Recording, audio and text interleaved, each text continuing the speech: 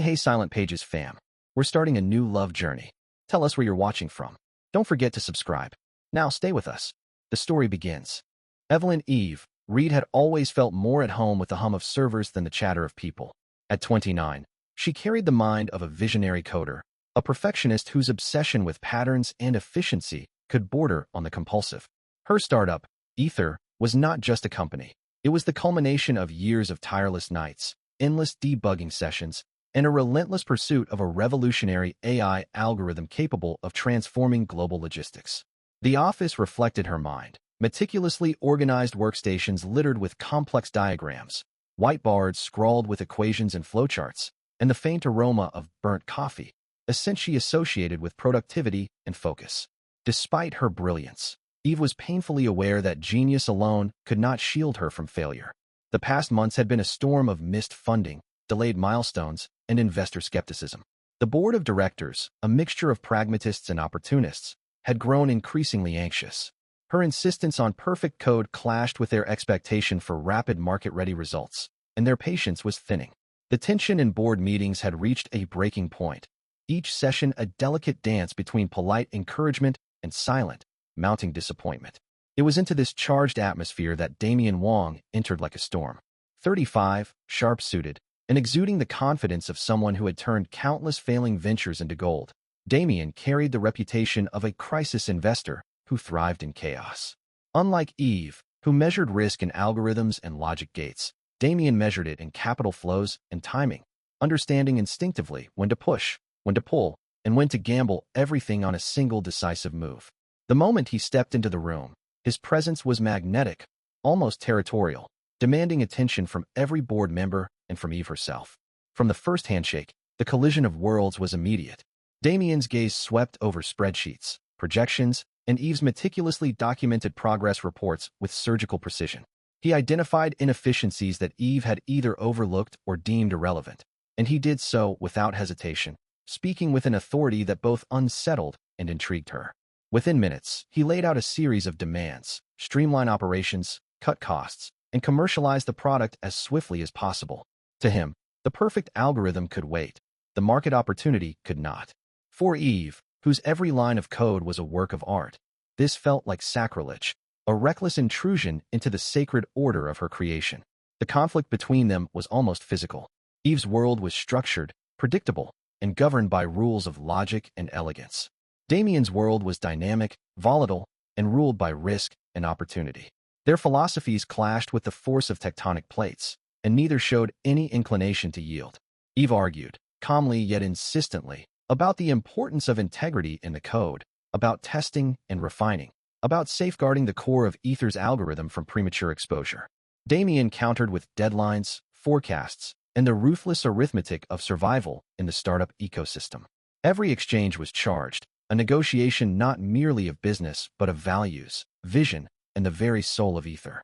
As the hours wore on, Eve became acutely aware of something else, an uneasy respect that began to emerge beneath the friction. Damien did not dismiss her insights. He questioned them, challenged them, but he also listened, calculating and precise in a way that mirrored her own analytical mind, even if in a completely different language of priorities. Yet that respect was fragile, easily threatened by his insistence on deadlines and his abrupt, almost intrusive interventions into her meticulously organized workflow. By evening, the tension had permeated the office itself. Monitors glowed with complex lines of code, the quiet whir of fans filling the silence with mechanical reassurance. Eve sat alone at her desk, fingers hovering over the keyboard, her mind replaying every word, every gesture, every subtle challenge Damien had made. She realized that this was more than a business encounter. It was a test, a negotiation of control over her vision, and a confrontation with someone who could either be her greatest ally or her most formidable obstacle. The algorithm she had built, her creation, had suddenly become a battleground, and neither the lines of code nor the spreadsheets alone could determine the outcome. And yet, despite the unease, a strange tension stirred, a faint pulse of anticipation, the recognition that the collision of their worlds could produce something extraordinary. If she could survive Damien's pressure without compromising the integrity of her algorithm, perhaps Ether could transcend anything she had imagined. But if she faltered, if trust failed, the cost would not be measured in dollars or deadlines. It would be measured in the ruin of a dream she had nurtured for a decade. Eve leaned back in her chair, staring at the sprawling network of code on her monitors. Somewhere between fear and defiance, between frustration and reluctant curiosity, she understood that the coming days would demand every ounce of intelligence, patience, and cunning she possessed. The board had made its decision. Damien had taken his place, and the first moves of this high-stakes chess game were already underway. The algorithm, her sanctuary, and her future hung in the balance, and the first chapter of this collision had only just begun. The morning Damien moved into Ether's office, the atmosphere shifted instantly. The once quiet space, a sanctuary of careful order and solitary concentration, now vibrated with a new energy, unpredictable and almost intrusive. Boxes of Damien's personal effects, sleek leather bags, carefully stacked folders, and polished electronics appeared overnight in the corner of the main workspace, an unspoken assertion of presence that felt invasive to Eve. Her sacred place, the office she had meticulously curated over years, had been subtly, irrevocably altered. Even the hum of the servers seemed to respond differently, a subtle echo of tension threading through the air. Damien did not waste time. Within hours, he laid out his demands, a 30-day deadline for the beta release. 30 days. Not 6 weeks, not 8, 30 precise, relentless days. The words carried the weight of inevitability, a countdown etched into every moment they would now spend together. Eve could feel the pressure coil around her chest as he spoke, each syllable a tick of an unyielding clock. The project was no longer a private symphony of algorithms and logic gates. It had become a battlefield where deadlines, profit, and trust were the opposing forces. Her instinct was immediate resistance. She knew every line of her code, every dependency, every recursive loop. Rushing any part of it could unravel the delicate architecture she had spent countless nights perfecting. Yet the board's expectations, Damien's authority, and the looming threat of project shutdown forced her into a reluctant compromise. She agreed, but not without subtle countermeasures. Every decision he made would be scrutinized, every action accounted for. She began installing quiet safeguards within the system, hidden traps in the code designed to alert her to unauthorized access or potentially destructive interventions. These measures were not aggressive. They were protective, but the underlying message was clear: Eve would not relinquish control without a fight. The first week was a delicate war of endurance. Damien moved with an almost predatory efficiency, establishing meetings, monitoring performance metrics, and pushing the team to meet milestones that felt impossible under the constraints of precision and safety. Eve, for her part, operated in defensive circuits, shadowing every deployment, reviewing every commit, and quietly embedding safety protocols that only she could navigate. The tension between them grew tangible, a current that sparked in every shared glance and in the silent friction of competing priorities. Damien's style, immediate, authoritative, and high pressure, clashed violently with Eve's meticulous, cautious approach. Each conversation became a chess match. Every suggestion or instruction carried unspoken implications about control, trust, and capability. But the confrontation was not only professional, it was deeply personal. Eve began to notice Damien's habits, the subtle ways he evaluated people, the slight smirk when he anticipated an error, the calm intensity that betrayed a mind always 3 steps ahead. She suspected his intentions were not purely to save Ether. Could it be that behind the insistence on commercialization, behind the relentless push for deadlines, there was a strategy to seize control of her intellectual property? The thought was like ice in her veins. She had built Ether from scratch. Every line of code was an extension of herself. The idea that someone could manipulate her, extract her work, and claim it as their own was intolerable. To counter this, Eve became even more deliberate, even more secretive. Subtle modifications were embedded within the algorithm, carefully designed to flag anomalies and alert her to intrusion. Portions of critical data were encrypted in ways that only she could decode, creating invisible boundaries Damien could not cross without triggering her warnings. Her team, loyal but unaware of the full scale of these safeguards, began to notice her hypervigilance, but Eve dismissed their concerns with practiced calm. She could not reveal the depth of her distrust. It was a weapon, a shield, and a test of Damien's true intentions. Damien, perceptive and cautious, noticed the resistance but underestimated its scale. He sensed her hesitation, the guarded quality of her instructions, the way she micromanaged access without explanation. Every subtle barrier he encountered added a layer of tension, making him wary, yet intrigued. He had not expected Eve to be so defensive, so shrewd in her countermeasures. What he initially considered stubbornness now revealed itself as strategic intelligence, a mind capable of anticipating interference and protecting its core. The friction between them grew sharper, the silent battle lines drawn not on paper or in meetings, but within the very architecture of the code itself. Days passed with a rhythm of silent war.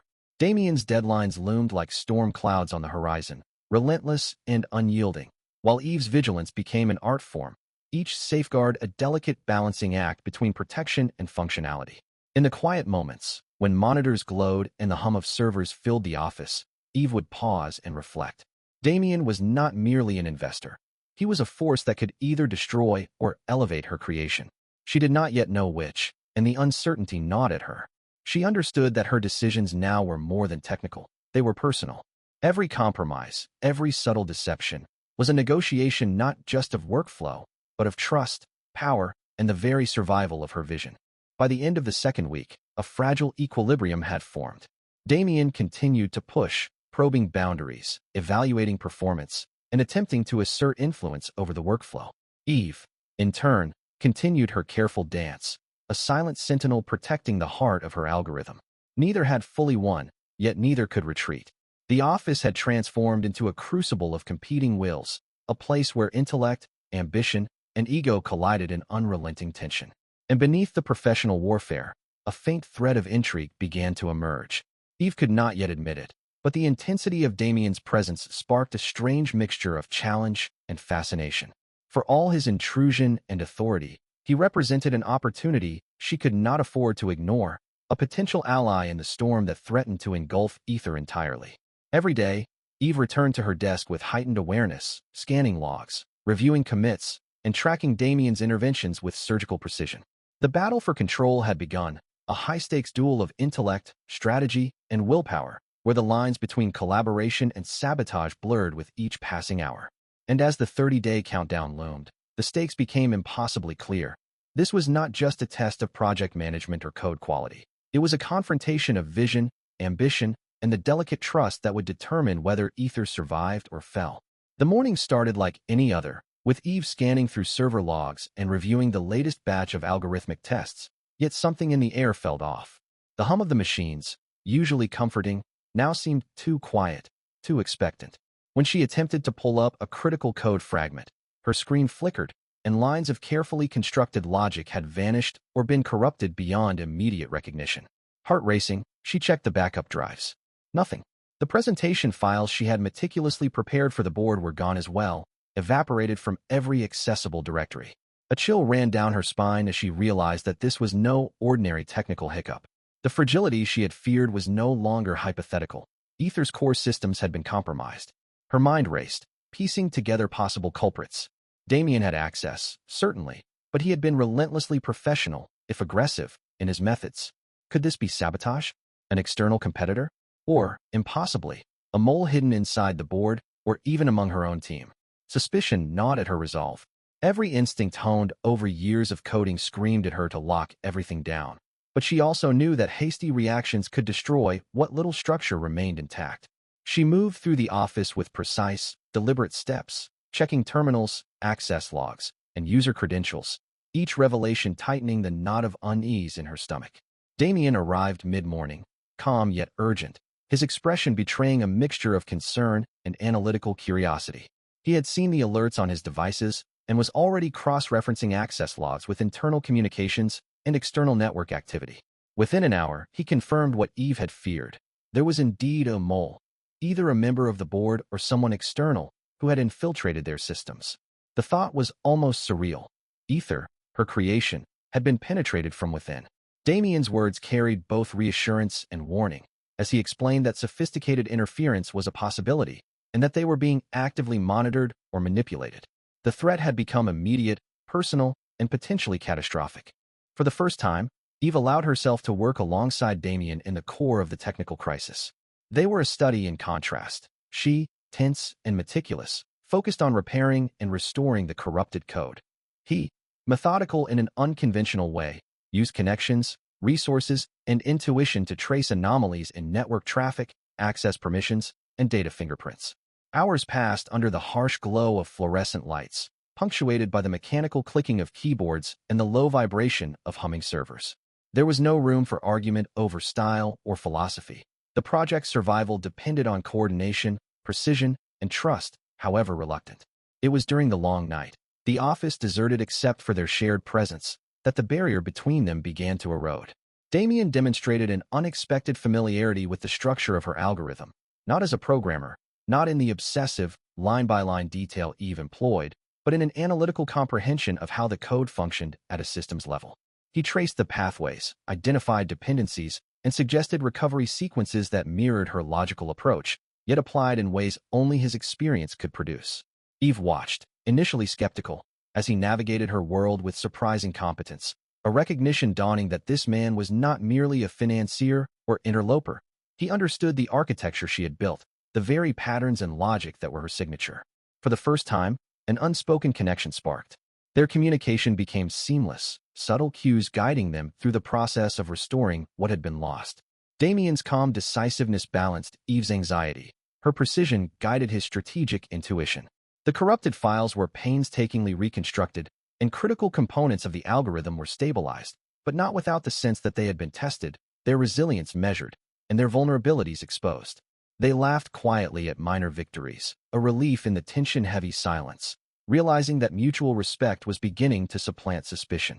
Yet even as they worked side by side, Eve's mind remained alert to the ever-present possibility of betrayal. The mole was still out there, and every restored bite reminded them of how delicate the balance of trust truly was. By the time dawn crept across the city skyline, painting the office with pale orange light, Eve and Damien leaned back in their chairs, exhausted but victorious in a fragile, partial way. The immediate threat had been mitigated, the corrupted code repaired, and a semblance of order restored to the system. But the night had changed everything. They had shared intensity, strategy, and focus in a way that neither had anticipated. Eve realized, reluctantly, that Damien was not just a disruptive force in her ordered world.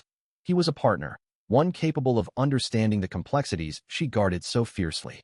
Trust had not been fully established, but the first bridges had been built, forged in the crucible of crisis, technical mastery, and unexpected synergy.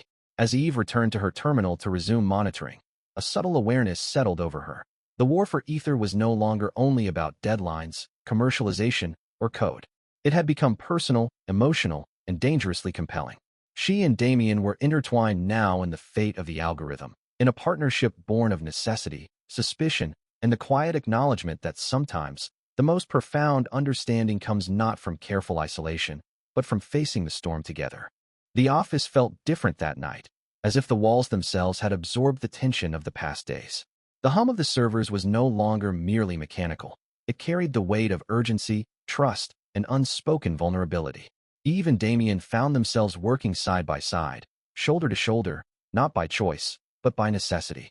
Every keystroke, every analysis, every strategic decision was a coordinated effort, each one revealing the contours of trust and the fragility of the line they were walking. The mole, invisible but omnipresent, dictated caution, secrecy, and a relentless focus that neither could escape. In the stillness of the night, the office became their fortress, a space where professional necessity blurred into personal revelation. It was then that Eve learned the truth about Damien's commitment. Between lines of system diagnostics and security checks, he revealed that he had invested a significant portion of his own wealth into Ether, putting not only his financial standing, but his reputation on the line. He did not seek to control, to profit at her expense, or to bend the project to external demands. His interest was singular. He believed in the algorithm, in its capacity to redefine logistics and efficiency on a global scale, and he was willing to risk everything to protect it, and by extension, to protect her work. The admission hit Eve like a jolt. For years, she had assumed that any investor's motives were inherently self-serving. To hear Damien's sincerity, to see the deliberate weight of his decision, was both surprising and unsettling. The revelation shifted the dynamics between them. Eve, cautious by nature and guarded by years of experience, felt the pull of curiosity and trust. Yet she knew that belief alone was insufficient.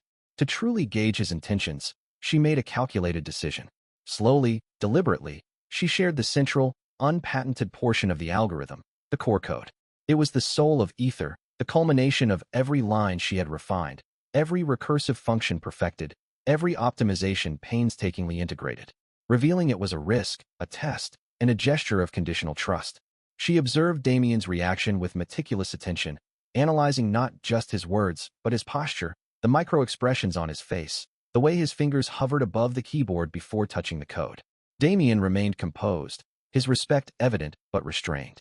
He navigated the core code with precision, careful not to compromise its integrity while demonstrating a profound understanding of its structure. There was no overt display of triumph, no hint of condescension, only a measured, deliberate acknowledgement of the gift she had entrusted to him. Gratitude shone through in subtle ways, the slight incline of his head, the focused intensity in his eyes, the quiet approval of her meticulous logic. Eve felt an unfamiliar warmth, a mixture of relief, admiration, and cautious hope. In that moment, the professional boundaries blurred, and the distance between them contracted, not through words but through shared understanding and mutual respect. Their collaboration deepened. Tasks that had once been isolated, approached individually with solitary concentration, became joint ventures of strategy and precision. Eve found herself explaining not only the mechanics of the code but the philosophy behind it, the reasoning, the assumptions, and the patterns that had guided its creation. Damien absorbed it all with patience and intelligence, offering insights not to overshadow her vision, but to reinforce and protect it. The night stretched on, illuminated by the soft glow of monitors and punctuated by the quiet hum of machinery, and Eve realized that a fragile but real partnership had begun to take shape. It was not yet trust in its fullest sense, nor was it camaraderie free of tension, but it was enough to keep them aligned against the unseen threat that continued to lurk within the system. Amid the technical work, a subtler connection emerged. Small gestures, glances shared over lines of code, the brief exchange of knowing smiles, the subtle proximity of two people working in tandem, hinted at something beyond professional necessity. Eve recognized it, but did not rush it, allowing the moment to exist in its own fragile space, an acknowledgement that human connection could coexist with logic, strategy, and guarded caution. Damien, too, maintained his composure, a balance of professionalism and quiet openness, signaling that he understood the stakes not just in the code, but in the trust she was tentatively extending. By the time dawn began to creep across the horizon, painting the office in soft amber light, they had restored a degree of order to the compromised systems, established protocols to guard against further intrusions, and forged a nascent alliance built on shared understanding and cautious respect. The mole remained at large, a shadow over their achievements, but Eve sensed a subtle shift. Damien was no longer just an obstacle or a source of tension. He was a protector of her vision, an unexpected ally in a world where betrayal had always seemed inevitable. For the first time since the intrusion, Eve allowed herself a quiet sense of possibility, a recognition that collaboration, even under duress, could transform suspicion into partnership, and that the core code, once a secret she guarded fiercely, had become a bridge between isolation and connection. The morning began with a quiet unease, an almost imperceptible tension that had been brewing beneath the surface. Eve had stayed late the previous night, meticulously reviewing logs and communications, the faint hum of servers echoing her vigilance. But as she opened the latest board correspondence, her heart sank. There it was, unmistakable and damning. A report Damien had sent to the board recommending that full control of Ether's intellectual property be transferred to the investors. The words leapt off the page, precise, authoritative, and chilling in their implications. They validated her worst fears, the suspicions that had gnawed at her ever since he moved into the office. Damien had been maneuvering behind her back, and now the evidence was undeniable. For a moment, the world seemed to tilt. Eve's mind raced through every interaction, every late-night collaboration, every shared glance and conversation. Had the trust she had cautiously extended been exploited, manipulated for a hidden agenda? The sense of betrayal was profound, almost suffocating. She recalled the core code she had revealed, the implicit faith she had placed in Damien's restraint and judgment, and realized that in one calculated move, he had potentially used that trust as leverage to wrest control. The weight of her own misjudgment pressed down with alarming intensity. When Damien appeared in the office, unaware of the discovery, Eve's composure was fractured, her usual calm replaced by a sharp, almost feral resolve. She confronted him with the report, each word laced with the sting of perceived treachery. Damien's initial expression was one of surprise, quickly replaced by measured concern, but the moment had passed. Eve's mind was no longer capable of reasoning with diplomacy or restraint. Every explanation, every justification, felt like a shadow, a potential lie hiding beneath the surface. She saw not the man who had worked through the night beside her, but the calculated strategist whose actions threatened everything she had built. Her reaction was decisive. Fingers flying over the keyboard, she changed every password, revoked every access point, and locked Damien out of the servers. The act was both practical and symbolic, a severing of trust, a protective barricade around the algorithm that was more than code. It was the embodiment of her years of work, creativity, and uncompromising vision. As the digital barriers clicked into place, Eve felt a mixture of empowerment and heartbreak. She had regained control of Ether, but at the cost of the fragile bond that had been forming. The tentative alliance forged in late-night crisis management now fractured beyond immediate repair. Damien, momentarily frozen by the sudden and absolute revocation of access, attempted to explain, to bridge the chasm, but Eve would not hear him. Words were insufficient to counteract the betrayal etched in black and white. She turned away, her mind a storm of anger, disappointment, and protective resolve. In that moment, Ether was no longer just a project, it was a fortress, and she was the sole guardian. Every line of code, every encrypted folder, every hidden safeguard became a testament to her autonomy, a barrier erected against intrusion, manipulation, or exploitation. The office, once a place of collaboration, now felt hollow, almost hostile. The hum of servers that had previously symbolized productivity and shared purpose now echoed like a reminder of fractured trust. Eve moved among the workstations with precision, ensuring every contingency was in place, every line of code secure, and every potential vulnerability neutralized. She had acted swiftly, decisively, but a profound ache lingered beneath the surface, a sense of loss not for the algorithm, not for the project, but for the connection she had allowed herself to cultivate and now had been severed. As Damien lingered, watching her move with quiet intensity, the magnitude of the rupture became undeniable. Their professional partnership, once built on cautious trust and mutual respect, had collapsed under the weight of perceived betrayal. Eve had reclaimed control, but the price was high. The core code, the late-night collaboration, the shared understanding, all of it now existed only in memory, a testament to a brief and fragile trust that had been shattered. And in the quiet aftermath, the office seemed to whisper a warning. Genius alone could not prevent betrayal, and vigilance, no matter how exhaustive, was now Eve's only companion. The office, once a sanctuary of logic and carefully monitored systems, now felt suffocating. Eve sat alone at her workstation, the glow of the monitors harsh against her strained eyes. The betrayal she had discovered in Damien's report still burned fresh, leaving her emotionally isolated and on high alert. Every anomaly in the system made her flinch, yet she was determined to remain in control. She did not trust anyone, not Damien, not her team, not the board.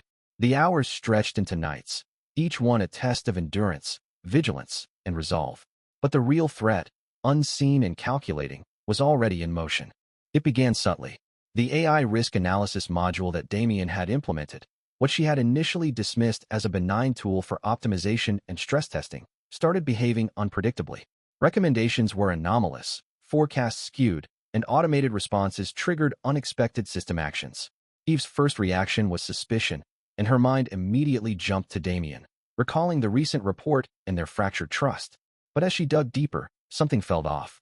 The algorithms themselves had been tampered with, not errors introduced by oversight, but a deliberate corruption masked as functional code.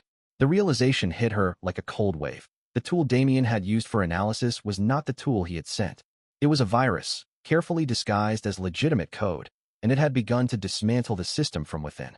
Meanwhile, Damien, outside the office and blocked from access, began piecing together what had happened. Using contacts, logs, and forensic data he could still reach, he discovered a horrifying truth. His report to the board had been intercepted and altered.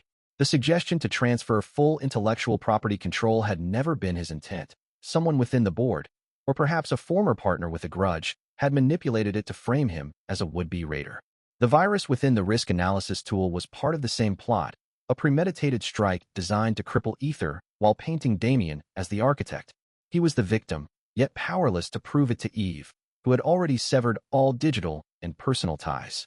Every attempt to communicate, to clarify, was blocked by the very safeguards she had imposed in anger. The irony was cruel. Damien had risked his reputation, invested his own resources, and acted in good faith to protect the project. Yet every step he took had been weaponized against him. The mole's precision was chilling. They understood timing, influence, and human psychology well enough to exploit Eve's natural defensiveness and Damien's temporary absence. Eve, isolated in the office, had no awareness of this manipulation. To her, the system's collapse might appear as the final confirmation of Damien's betrayal, the vindication of her suspicions, and the justification for her isolationist stance. Eve worked tirelessly, unaware of the deeper intrigue. Every corrupted file, every compromised module forced her to make quick decisions, sometimes reverting code, sometimes quarantining processes, always cautious, always on edge. Her mental and emotional exhaustion was compounded by the persistent feeling that someone, somewhere, was watching, orchestrating each failure with deliberate intent. The sense of siege was real, and yet invisible, leaving her to fight shadows in a war whose rules she could not see. Across the city, Damien prepared contingency measures, planning for a moment when Eve might be ready to listen. He had no proof she would believe him, and no guarantee she would accept his explanations. All he could do was analyze, anticipate, and act to protect both her and Ether from the malicious forces moving in silence. He understood that the battle had shifted. It was no longer simply a fight over code or control. It was now about survival, about outmaneuvering a hidden adversary who had already demonstrated remarkable cunning. The virus, the altered report, the board's silence, all were tools in a carefully orchestrated trap. By the end of the first night, Eve remained unaware of Damien's innocence. She believed herself to be protecting Ether from an insider, acting decisively, yet unknowingly walking into the very snare set by the mole. The system, her creation, teetered on the brink. The core code, despite all precautions, faced a threat no one had anticipated. And in the shadowed corridors of power, the true adversary moved with precision, a puppet master unseen, turning trust, suspicion, and ambition into a perfect storm. Damien, trapped outside her defenses, could only watch, helpless and frustrated, as Eve confronted the chaos alone, the tension mounting, the stakes higher than ever before. The morning sunlight filtered weakly through the blinds, cutting thin, sharp lines across Eve's desk. It should have been another day of careful recovery and monitoring, but the envelope waiting on her workstation shattered the fragile routine of the office. The letter bore the official seal of Ether's board, crisp and authoritative, yet cold as ice. Eve's hands trembled slightly as she opened it, scanning the contents. The words were devastating in their precision. She was given an ultimatum. Either she would sell Ether to a competitor, immediately, fully, and without negotiation, or she would be removed from her position, branded emotionally unstable and incapable of managing the company she had built from the ground up. A chill ran through her. The ultimatum was not merely professional. It was personal, a calculated strike at her autonomy and pride. She had expected resistance, manipulation, perhaps even sabotage, but this stark threat crystallized everything she had feared. And then came the revelation she had long suspected but dared not confirm. The mole behind the virus, the manipulation, and the altered report was not a faceless board member, not a distant rival. It was her former business partner, a man she had once trusted, once collaborated with, now wielding her company's fate as a weapon, exploiting Damien's compromised reputation as leverage. The betrayal was layered, intricate, and ruthless. Every calculated move, every late-night crisis, had been orchestrated to corner her, strip her of agency, and make her surrender the company she loved. Eve's mind raced. Damien had been right about the threats from within the board, and yet she could not reconcile his presence in the past weeks with the disaster that now loomed. Every instinct screamed caution, suspicion, and the certainty that she could rely on no one. She fortified her systems, reinforced security protocols, and barricaded herself behind passwords and encrypted firewalls, believing this isolation would protect the core code from further interference. But isolation came at a cost. Clarity and support were absent, and every problem now loomed larger, sharper, and more immediate. It was at the height of this storm that Damien arrived at the office. He did not knock, did not announce himself with the usual calm authority. He was urgent, determined, and unapologetic, cutting through the tension like a blade. "Eve," he said, voice firm but controlled, "I need you to see this. You have to understand, it wasn't me." Eve's first instinct was to resist, to shut him out as she had for the past days. Anger, betrayal, and exhaustion formed a wall around her, making her deaf to reason, to explanation, to truth. She shook her head, words sharp. "I don't want to hear it, Damien. Everything points to you. I can't trust you." Her fingers hovered over the terminal, prepared to enforce another lockdown if necessary. Her eyes, however, betrayed a flicker of doubt. an unwilling recognition that the situation might be more complex than she had allowed herself to admit. Damien did not falter. He reached into his bag and produced a small, sleek external drive, sliding it across the desk with deliberate calm. "These are the raw logs, the metadata, the serial numbers," he said. "Every modification, every access point, every version history. The report you saw, altered. Someone intercepted and changed it before it reached the board. The virus, the sabotage, it's been orchestrated, and I am not the author." Eve's eyes widened as she examined the evidence. The metadata matched Damien's timeline perfectly. Serial numbers confirmed the discrepancies. The logs revealed access points and tampering signatures that could not have been initiated by him. Slowly, almost imperceptibly, the wall of distrust began to crack. She realized, with a mixture of relief and residual hurt, that Damien had indeed been operating in good faith. The isolation, the anger, the defensive measures, everything had been necessary but had also blinded her to the truth. Yet even with the evidence laid bare, Eve did not immediately relent. Her pride, her protectiveness over Ether, and her lingering shock made her cautious. "Why now?" she demanded. "Why come to me after everything?" Damien met her gaze steadily. "Because it's all on the line," he said. "I can't fix this from the outside. I need you, Eve. Not to trust blindly, but to see the truth and act with me. The board, the mole, they think you are alone. We're not." The words, the evidence, and the urgency pierced through her emotional armor, and for the first time in days, Eve allowed herself to pause. The room seemed to hold its breath, the hum of the servers echoing like a pulse. The ultimatum was still real, the threat immediate, yet now she had clarity, and with it, the first tentative sense of alliance restored. Damien was not her adversary. He was an unexpected ally against the unseen forces that threatened everything she had built. As the sun rose higher, illuminating the office in a stark white light, Eve finally exhaled, a long, controlled breath that carried a mixture of wariness and cautious resolve. She understood the stakes, the manipulations, and the fragility of trust, but now, equipped with Damien's evidence, she could confront the ultimatum with eyes wide open, prepared to fight, not alone, but with a partner whose intentions she could now verify. The office was electric with urgency. Monitors glowed with streams of data, alarms occasionally flaring red as anomalies rippled across the system. Eve sat at her terminal, hands poised above the keyboard, heart pounding with a mix of fear and determination. The moment had come to deploy the final, untested iteration of her algorithm, the version she had hesitated to release for weeks, knowing it was incomplete, raw, and potentially unstable. Every line carried her intentions, every function reflected her vision, yet the risk of instability loomed like a specter over the operation. One misstep, one errant calculation, and the virus embedded in Damien's previous module could trigger a catastrophic cascade, erasing the very foundation of Ether. Damien moved around the office with quiet precision, a calm in the storm. He coordinated with outside contacts, orchestrating diversions to occupy the board and prevent them from interfering in real time.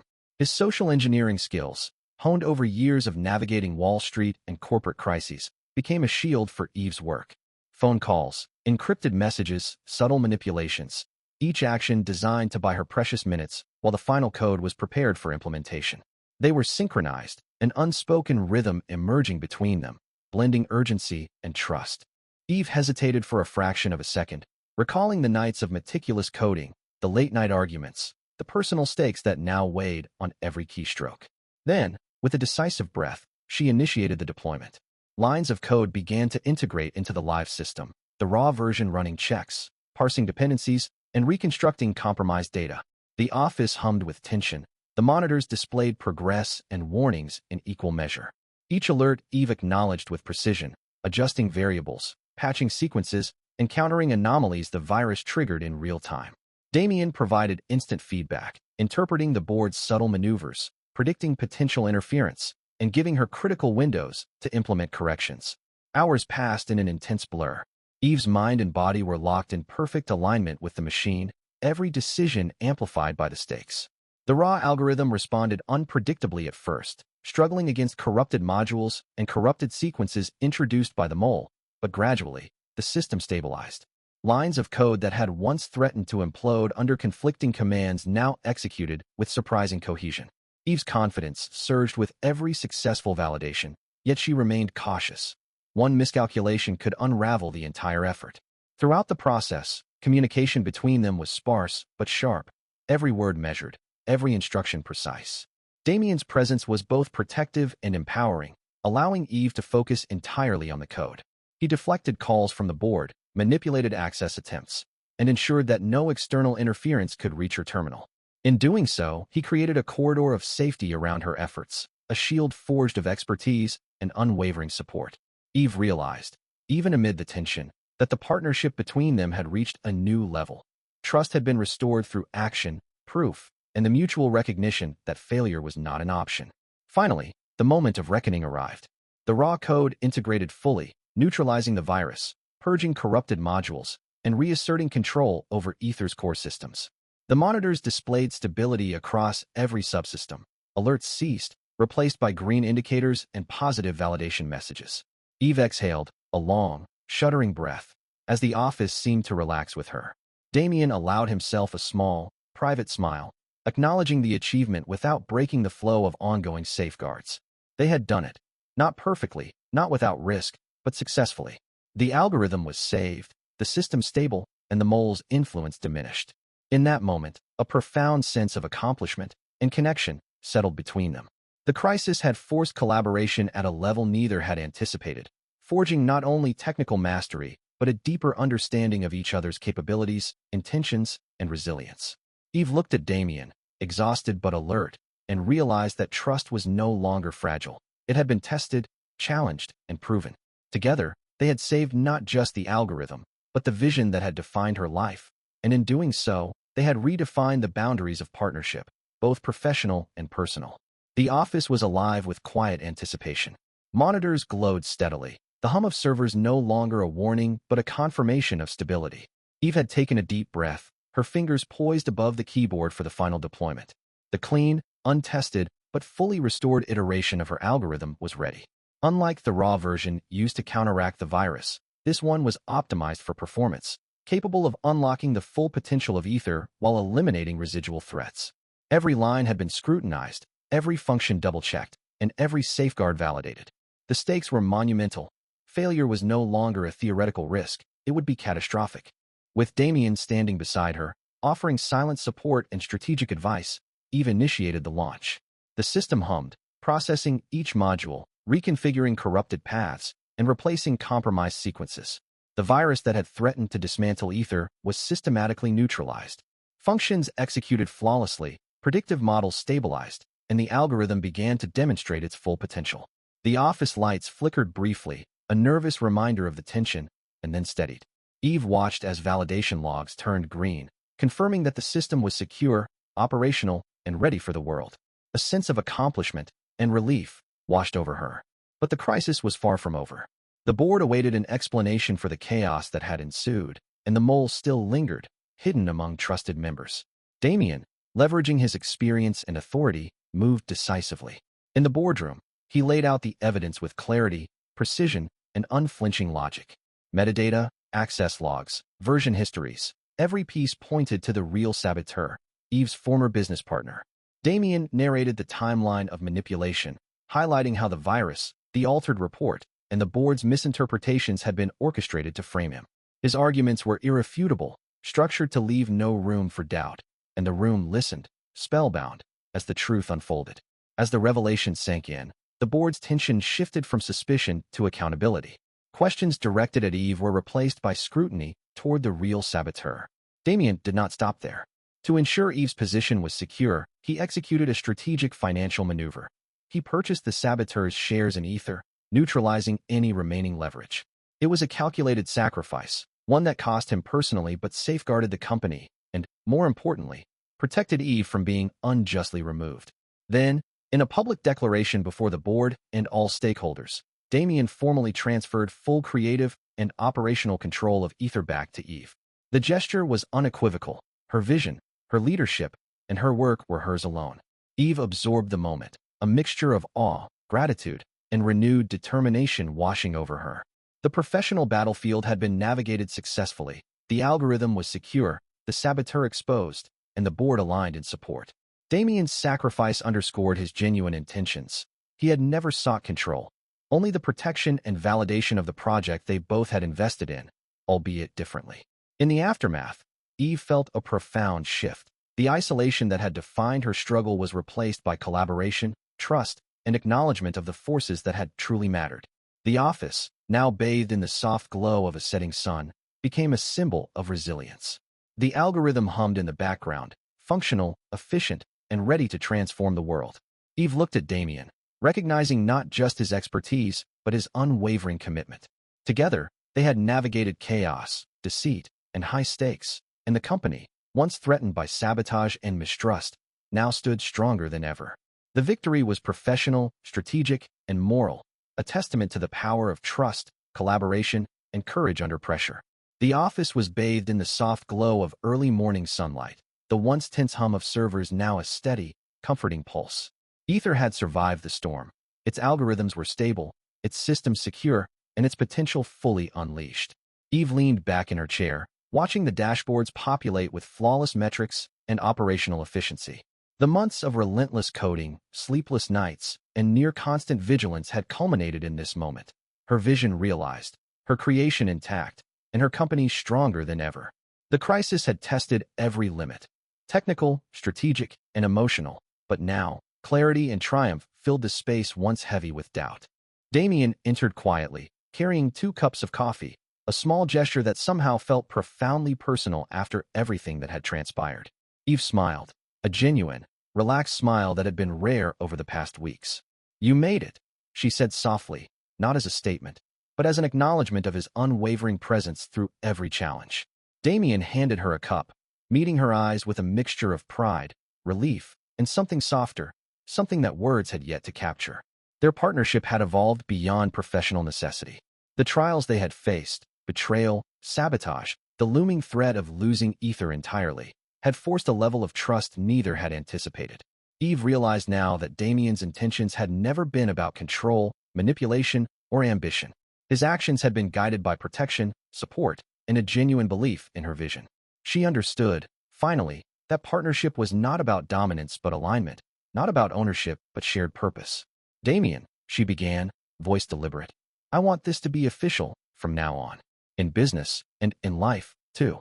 Her words hung in the air, charged with vulnerability and sincerity. Absolute transparency, absolute trust. Open code. No secrets. No second-guessing. Damien's expression softened, a faint smile tugging at the corners of his mouth. He set his cup down, stepping closer. "Open code," he repeated, savoring the phrase, the promise. "I can live with that. I want the same."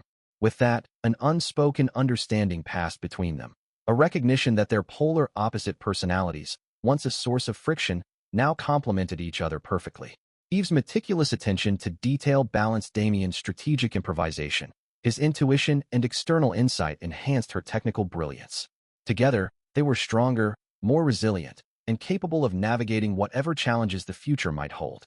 The weeks that followed were marked by a renewed sense of energy and collaboration.